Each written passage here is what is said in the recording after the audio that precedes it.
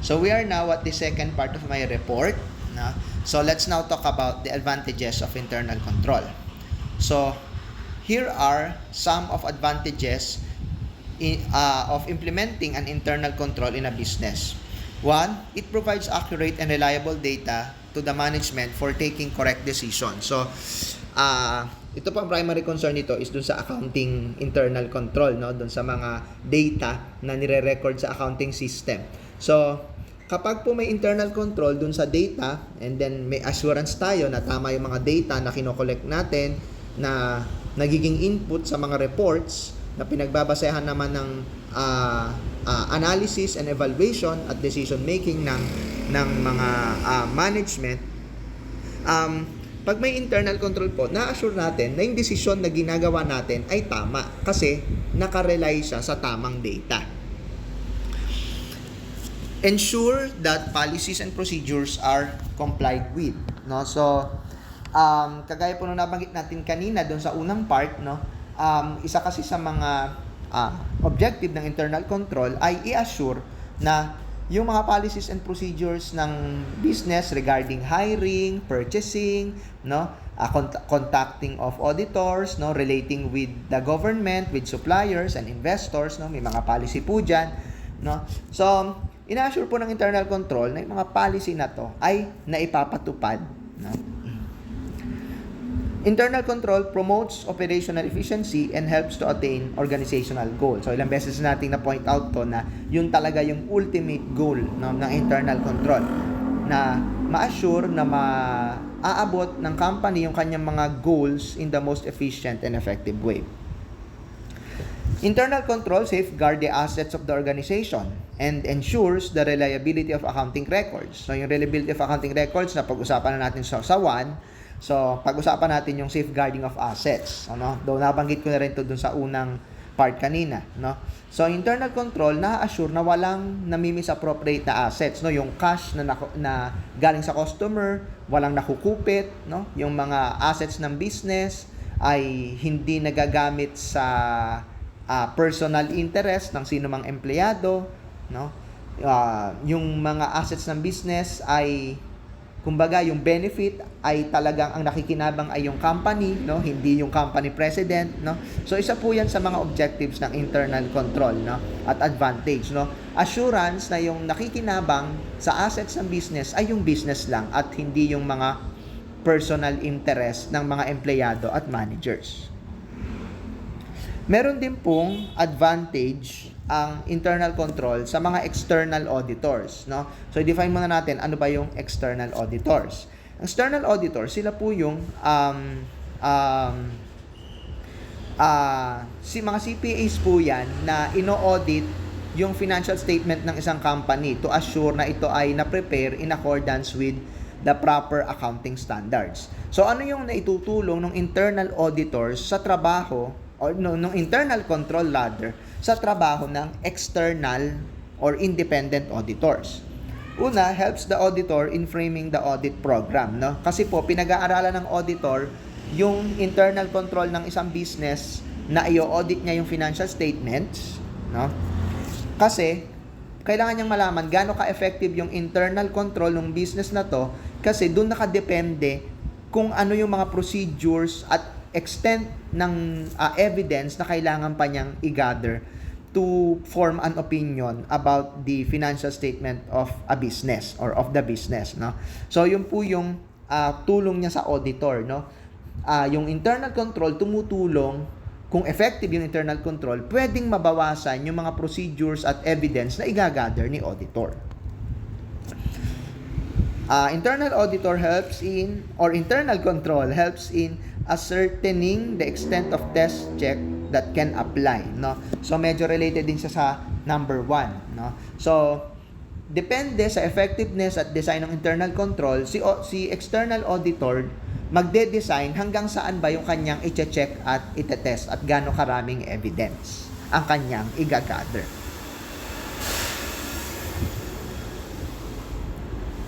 Meron din pong disadvantages ang internal control.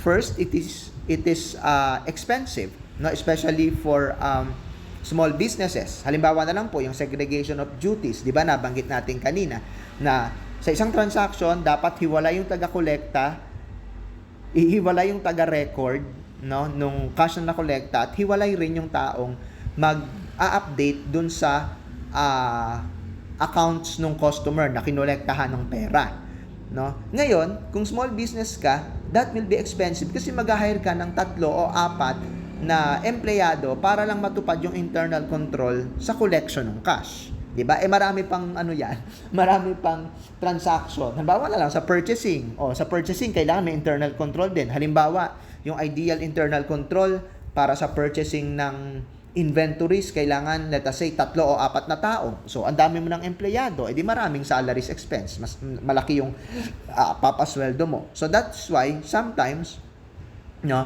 designing and implementing internal control is expensive, especially for small businesses. Transactions of unusual nature may not be subject to internal control.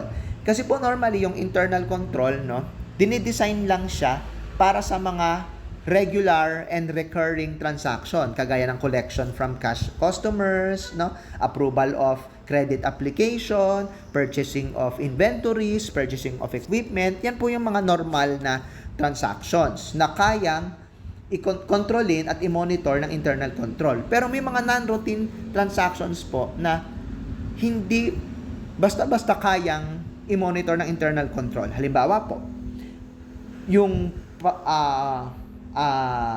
utang between a parent company and a subsidiary company, or financial transactions between affiliates, yung mga sinatawag natin minsan na sister company, Yan po kasi mga ganyan ang nagde-decide yung mga nasa taas na, mga president, mga vice president. And dahil sila yung mga nasa taas na, sila yung talagang ultimate decision makers. Yung mga decision nila, hindi yan nasasakop ng mga internal control na ang internal control na to is designed for recurring transactions, So kumbaga, yung decision, halimbawa kung pauutangin ba yung sister company, parang halos nagiging private decision na siya, private transaction between the officers of the company na magpapautang at officers ng company na mangungutang. At kung ano mang hocus-pocus ang mangyari dun sa utangan na yon between the two companies, sila lang ang nakakaalam, Hindi na siya masakop ng internal control. Human errors remain in any system of control, Kasi po, wala naman pong perfectong internal control kasi lahat ng internal control may involve pong tao. Kahit nga po yung mga internal control na ginagamitan ng computer, may involve pa rin tao. Halimbawa po, kagaya nung kanina, nabanggit ko kanina, di ba, dapat po yung mga accounting system natin ay hindi yan dapat papayag na magpapasok ng entry na hindi pantay ang debit at credit. Paano po kung pantay nga yung debit at credit pero mali naman yung amount? So tatanggapin siya ng system pero mali yung amount.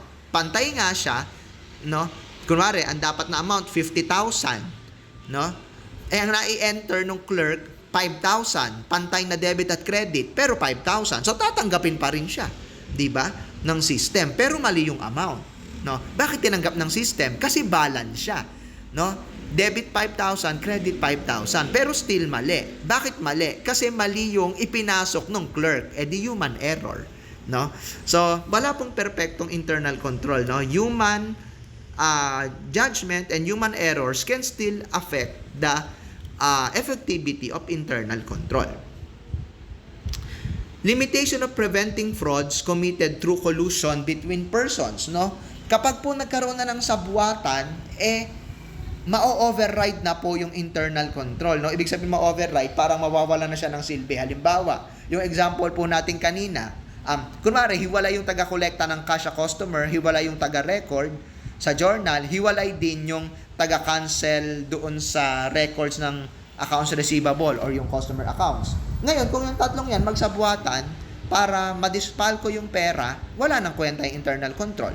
Kasi yung internal control po is effective lang siya na ma-prevent yung fraud na i-commit ng isa or dalawang tao. Pero kapag lahat ng tao na involved sa isang transaction, na separate nga yung duties nila, pero nagsabwatan sila para maitago yung anomalya, Nagsabwatan sila, collusion between persons, nawawala na po yung effect no, yung internal control. No, yan po yung isa sa kahinaan ng internal control. Kapag nagsabwatan na, wala na siyang kwenta. Diba? Effective lang siya kapag merong isang manloloko pero yung tatlong ibang person na involved sa same transaction ay honest, no, maka-counter check. Pero pag nagsabwatan sila, wala nang counter checking na mangyayari, so makakalusot yung fraud or anomalya. It may not keep pace with the change in the condition, no. So minsan po yung internal control, no, pag hindi siya ina-update, maaaring maging obsolete na siya at hindi na siya maging effective. Halimbawa na lang po, no? Ngayon po ang bilis ng facing ng technology, isa rin sa mga concern ng internal control ay yung i-safeguard yung database ng ating company, no? Ang problema po, no, yung mga hackers, no, parang nag-i-improve yung mga sophistication ng methods nila in hacking, no? So kapag hindi tayo hindi tayo sumabay, no, sa evolution ng mga hackers, baka yung internal control na nagpoprotekta sa database system natin ay hindi na rin maging effective at one day mahack na rin tayo, no? So yun po, no. So kailangan yung internal control sumasabay, no, sa takbo at improvement at advancement ng technology.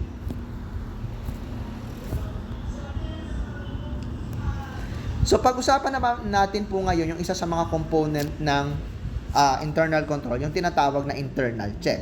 So ano ba yung internal check?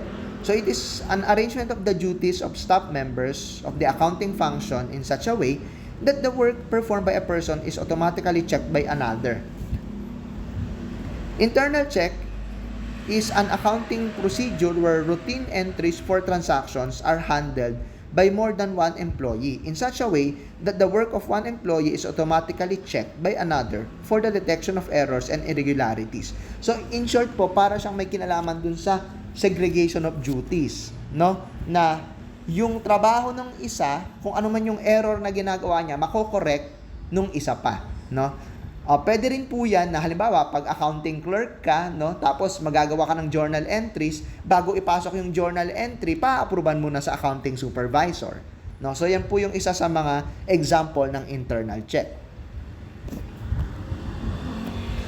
So what are the objectives of internal check? First, to minimize the possibility of error, fraud, and irregularity. To prevent the misappropriation of cash and goods.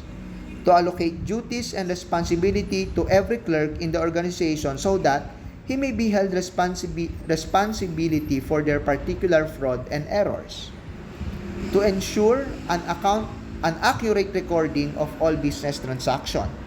To enhance the efficiency of the clerk in the organization. To exercise moral influence over the staff member and to prepare final account with ease and efficiency.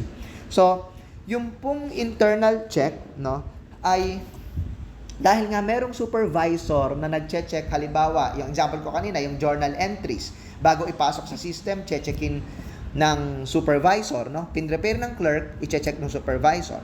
So, yung pong ganyang sistema, ayun, mami-minimize niya yung error and fraud, no? Kasi may nagche-check, no? Tapos, ang isa pa pong advantage ng internal check, no, lalo na kapag merong segregation of duties, yun nga po, ma-avoid yung misappropriation of cash and goods, no?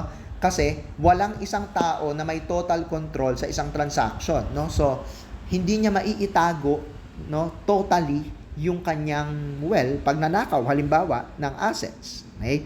So, yun yung isa sa mga na-achieve ng internal control. And syempre po, fourth bullet, accurate recording of all business transaction. Dahil obviously nga, may nag-check bago maipasok sa system. No? And then, dahil may supervisor ka, nakakatulong siya para ma-enhance yung efficiency ng clerk. No? Kasi may supervisor na nagtuturo, so matututo yung clerk ano ba yung tamang gawin next time. No? And syempre po, pag may supervisor, nakakatulong din siya to exercise moral influence over the staff member. No? Yung supervisor, no, kumbaga nagiging naiimpluwensyahan niya yung clerk na matakot na gumawa ng fraud, no, and na-encourage niya yung staff na maging efficient at effective sa kanyang trabaho. And then, syempre, kapag may internal check po, no, mas madali pong makakagawa ng financial statement, no, mas mabilis.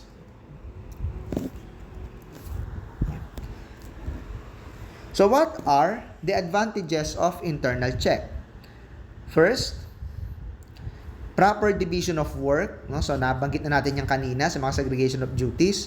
Fixation of responsibility, no? So kapag po hiwa-hiwalay yung task related sa isang transaction, yung halimbawa, yung example ko kanina, hiwalay yung taga-kolekta, hiwalay yung taga-record sa journal, hiwalay yung taga-update sa customer account. So kapag may error or fraud, no? Alam natin kung sino yung responsible. Dahil nga, hiwa-hiwala yung duty nila. Greater efficiency of the staff, no? Kasi nga, pag may internal check, no, yung staff, kumbaga, parang nape-pressure siya na ayusin yung kanyang trabaho. Increased carrying capacity. So, ang ibig sabihin po niyan, no, kapag merong internal check, no, dahil may nag-check nung mga work ng mga staff, no, mas napapabilis po, mas maraming data yung naiipasok sa system. Early detection of errors and fraud. That's very obvious. Kapag may nag-check, syempre, mas madedetect natin kung may mali or anomalya sa mga transaction na ipinapasok sa system.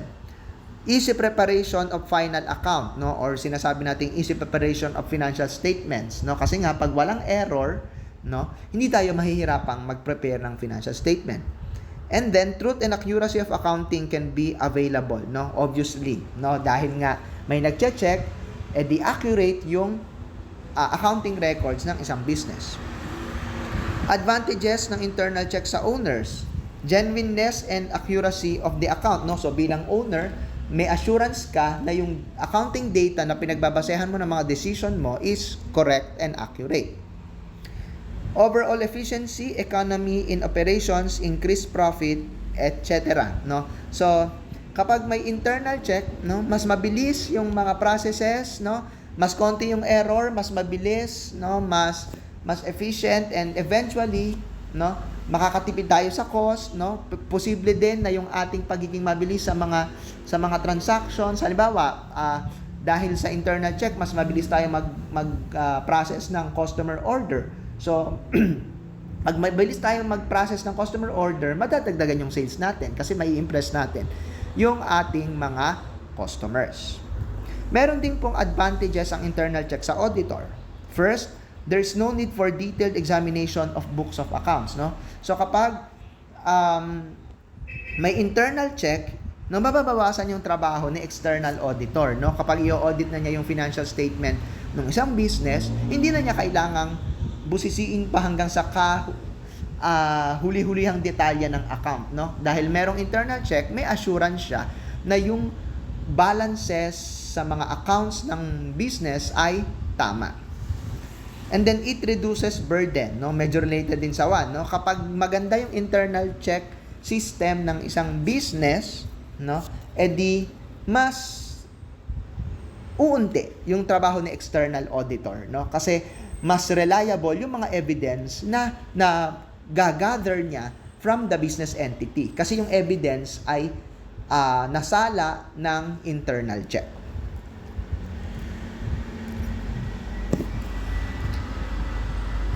Ano naman yung mga disadvantages ng internal check? No? So, internal check system is useful to every stakeholder of the business, even though it has some disadvantages which are as follows. Number 1, time pressure to meet deadlines may lead to error. No? So, kapag meron kang supervisor na nagche-check ng ginagawa mo, tapos meron siyang deadline, so nagmamadali ka, so posible yung pagmamadali mag-lead to error. Conflict in judgment among staff and checkers. No? Kasi minsan po, no, halimbawa, yung may entry, no? Ginastusan yung building, existing na yung building, ginastusan pa.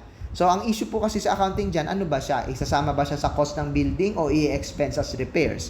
So, minsan po yung application ng mga accounting standard, naiiba po yung judgment, no? No, yung judgment ng staff, no? Iba sa judgment nung magche-check, no? So, yun po yung isa sa mga disadvantage internal check. Posibleng magkaroon kayo ng disagreement regarding accounting procedures. And it is costly for small business. No, nabanggit ko na kanina, no? Kasi internal check, ang ibig sabihin niyan kasi para mapatupad mo yan, kailangan mo mag-hire ng mas maraming empleyado. Siyempre, mas maraming empleyado, mas malaki yung gastos sa pasweldo, no? So, by the way, yung namang sa small business po, no, pwede naman siyang maremedyohan. Halimbawa, konti lang yung empleyado mo, no? So, hindi ka makapagpatupad ng ideal na internal check, no? Halimbawa, yung taga-kolekta mo, siya na rin ang taga-record. Pwede po yang i-complement ng yung owner mismo ang magsusupervise dun sa ginagawa nung taga-kolekta na at the same time ay taga-record niya, no?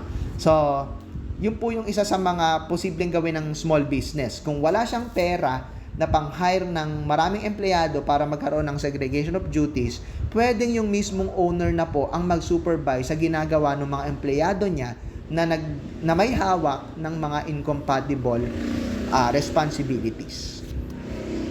So, I'll stop at this point po, no? This is the second of my 3 videos para sa aking report, no? So, proceed po tayo dun sa third installment ng aking report.